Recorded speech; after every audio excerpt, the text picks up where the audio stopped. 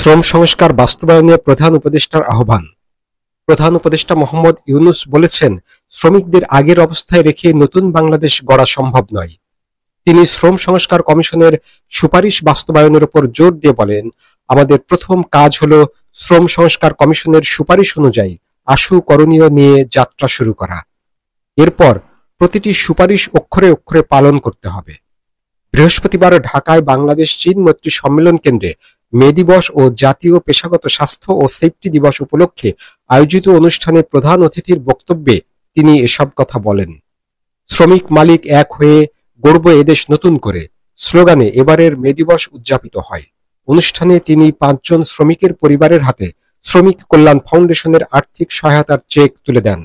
অনুষ্ঠানে শ্রম ও কর্মসংস্থান মন্ত্রণালয়ের উপদেষ্টা এম সাখাওয়াত হোসেন, সচিব AHM শফিকুজ্জামান এবং শ্রম সংস্কার কমিশনের প্রধান সুলতান উদ্দিন আহমেদ বক্তব্য রাখেন। আন্তর্জাতিক শ্রম সংস্থা ILOর মহাপরিচালক গিলবার্ট এফ হাংবোর একটি ভিডিও বার্তা সেখানে প্রচার করা হয়।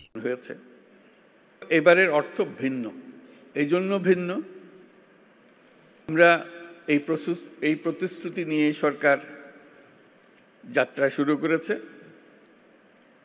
যেটা ছাত্র, শ্রমিক এবং জনগণের অভ্যুত্থানের মাধ্যমে যেটা আকাঙ্ক্ষা সৃষ্টি হয়েছে, নতুন বাংলাদেশ গড়া। নতুন বাংলাদেশ হবে না যদি শ্রমিকদের অবস্থা পুরনো বাংলাদেশের মধ্যে থেকে যায়। কাজে এটা আমাদের সবার দায়িত্ব, যারা এই নতুন বাংলাদেশে বিশ্বাস করি, যারা এই নতুন বাংলাদেশ গড়ার জন্য প্রাণ দিয়েছে, যারা নতুন বাংলাদেশ গড়ার জন্য আহত হয়ে জীবনের সংগ্রামে রত আছে, আর যারা তাদের প্রতি সমর্থন দিয়েছে। এটা আমাদের দায়িত্ব এবং একই সঙ্গে এটা আমাদের মস্ত বড় সুযোগ। এরকম আকাঙ্ক্ষা আগে কোনোদিন একযোগে এত কঠোরভাবে সৃষ্টি হয়নি, আজকে যেভাবে সৃষ্টি হয়েছে, যেগুলো তাড়াতাড়ি করা যায়। তিনি সঙ্গে সঙ্গে বলেন, আমি প্রস্তুত হয়ে এসেছি, তালিকা আপনার জন্য নিয়ে এসছি। আশু করণীয়, আমাদের দায়িত্ব হলো আশু করণীয়গুলো দিয়ে যাত্রা শুরু করা।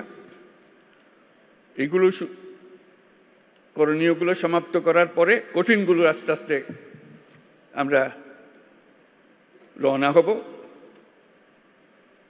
কিন্তু এটা বাস্তবায়ন না করে জাতির কোনো গত্যন্তর নাই। এই নতুন বাংলাদেশ গড়তে হলে আর কিছু কাগজ দলিল থাকার না থাক, এই কমিশনের যে রিপোর্ট আছে এটুকু যদি আমরা বাস্তবায়ন করতে পারি, তাহলে নতুন বাংলাদেশের ভিত্তি রচনা হয়ে গেল। আমরা গৌরবান্বিত হয়ে বলতে পারবো যাত্রা করেছি এবং সে পথে চলা আমরা অব্যাহত রাখবো।